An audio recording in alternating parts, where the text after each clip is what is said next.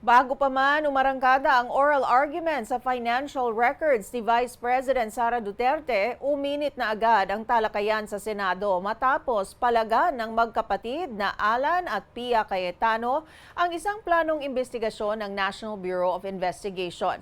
Ayon sa Senator Judges, tila ay ito ay panggigipit sa institusyon sa kasagsagan ng impeachment trial kay Duterte.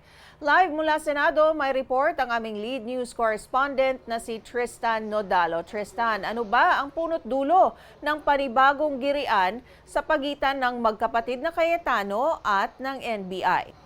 Medyo pinalagan nila Senator Alan at Pia Cayetano pati na ng kanilang kaalyado na si Senator Robin Padilla ang tila muling pag-uungkat ng National Bureau of Investigation sa naganap na 2019 Southeast Asian Games o SEA Games sa pangunguna o direktiba ni NBI Director Melvin Matibag. But to give our viewers a bit of a background dito sa nagaganap sa pagitan ni Cayetano at Matibag, hindi ito ang unang pagkakataon na nagkaroon ng girian ang dalawang kampo. Dahil kung matatandaan natin, noong Mayo ay nagkaroon ng habulan dito sa Senado nung iserve ng NBI agents ang ICC arrest warrant laban kay Senator Bato de la Rosa na kung saan Senate President na noon si Cayetano. Pagkatapos ay magkaroon sila ng magkakasalungat na paliwanag o findings pagdating sa naganap na gun-related incident dito mismo sa gusali ng Senado. At itong Lunes nga, hinarang ni Cayetano ang hiling ni Matibag na maagang sumalang sa witness stand. Ngayon, balikan natin ang naganap sa proceedings kaninang hapon. Ano nga ba ang kinukwestiyon ni Cayetano? Sabi niya, bakit daw sinisimulan ulit ni Matibag ang issue ng 2019 SEA Games gayong meron na itong mga resolusyon. Ayon pa sa kanya, sinabi kasi ng NBI chief na gusto nilang paimbestigahan ang 10 billion pesos na unliquidated funds na nagamit noong SEA Games, pati na yung mga walang bidding daw na infrastructure at facility, pati na yung SEA Games cauldron o kaldero na nagkakahalaga ng aabot sa 50 million pesos. Hindi maintindihan ni Cayetano kung bakit patuloy itong ginagawa ni Matibag. Sabi niya, nagsisilbi lang daw si Cayetano kasi ang nagsilbing head ng National Organizing Committee noong mga panahon na yon. Pakinggan natin ang naging pahayag ni Senator Cayetano. He could have not announced it and investigated. Imbestigahan mo, tingin mo may mali, imbestigahan mo. But it is unfair to me and unfair to the court that kung kailan siya patatawag siya sa Monday, intimidate mo ako, hindi kita tatanungin sa Monday dahil mag-a-announce ka na iimbestigahan mo. Tapos sasabihin mo may insertion, tapos sasabihin mo hindi liquidated. Liquidated po lahat yun. Director, hindi mo kami natibag.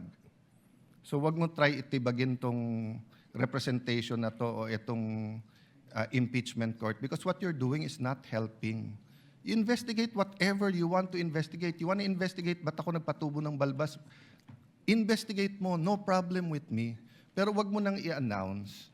Kasi nga, naaapektuhan yung integrity ng court.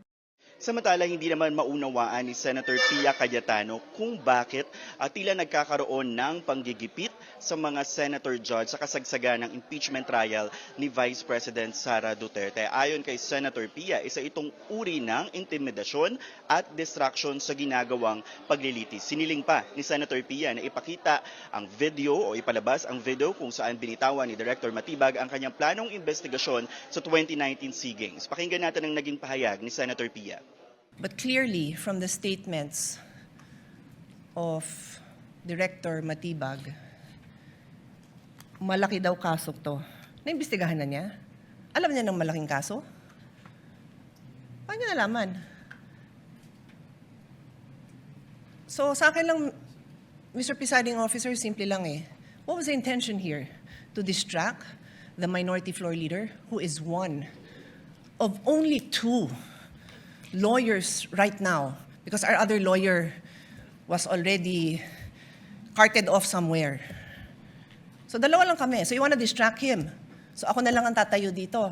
Hindi na siya makakapag-aral. Yung ba intention? Because it is clearly the intention. The fact that he has to stand up, the fact that I have to stand up, the fact that Senator Robin has to stand up, he is distracting us from our job. As Senator Alan said, he could do it quietly. Go ahead. Anong purpose niya? Nagyayabang siya?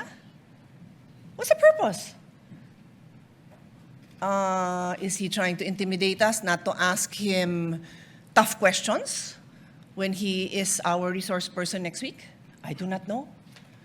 But those statements, those actions are not acceptable. Samantala, Menchu, sinisikap nating makuha ang pahayag ng Malacanang kung suportado ba nito ang gagawing investigasyon ng NBI sa 2019 SEA Games. Pero siguro, isa sa tanong ng mga kababayan natin, magkakaroon ba ng pagkakataon o magkaka-face-off ba si Senator Cayetano at si Director Matibag? Ang sagot dyan ay oo, dahil nakaschedule si Matibag na tumistigo o humarap sa witness stand sa Martes. Siya na ang magiging kahuli-hulihang witness ng prosekusyon pagdating sa Article 4 o yung pagbabanta sa buhay ng Pangulo o yung grave threats. So siya na yung huling iyaharap. Ngayon, pagkatapos ni Matibag, susunod na ngayon na isasalang ang ilang mga testigo para naman sa Article 1 o yung umano'y maanumalyang paggamit ng confidential funds. Ilan sa mga inilista o minanifest ng prosekusyon ng mga testigo para sa confidential funds ay mga kawani ng Kamara at Land Bank. Yan muna ang latest mula rito sa Senado. Balik sa iyo, Menchu. Maraming salamat, Tristan Odalo, nag-uulat ng live mula Senado sa Pasay City.